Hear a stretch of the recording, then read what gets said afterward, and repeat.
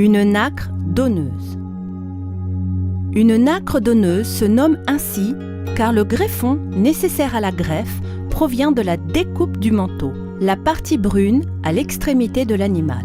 Elle est de sexe mâle et environ 2 ans.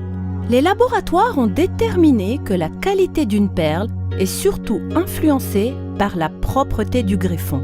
La zone de découpe du greffon est bien délimitée. Elle correspond à la zone de nacre colorée et irisée du bord de la coquille. Le greffon utilisé aura une taille de 5 mm environ. Ainsi, les caractéristiques de la future perle correspondront essentiellement aux spécificités, et notamment la couleur, du greffon inséré dans la nacre receveuse. Une nacre receveuse. Une nacre receveuse doit être saine et en bonne condition.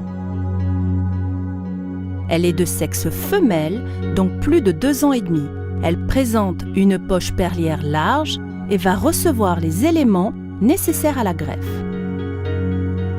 Le nucléus.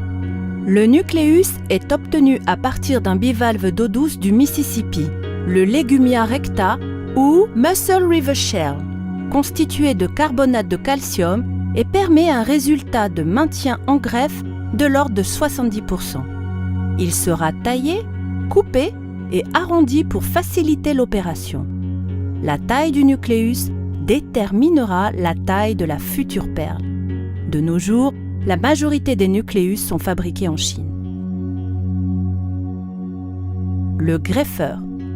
Pendant des décennies, la majorité des greffeurs étaient essentiellement japonais. De nos jours, le développement de la perle en Chine a professionnalisé cette activité et de nombreuses fermes perlières polynésiennes emploient des greffeurs chinois. En 1991, le gouvernement polynésien a ouvert une école de greffe à Rangiroa pour former les jeunes Polynésiens. Il faut savoir que pour obtenir une bonne technique de greffe, il faut disposer de 10 à 15 000 nacres et au moins de 2 à 3 ans d'expérience. Un bon greffeur a un rendement de 45%, 55% de nacres greffées. Les meilleurs rendements oscillent aux alentours de 60%.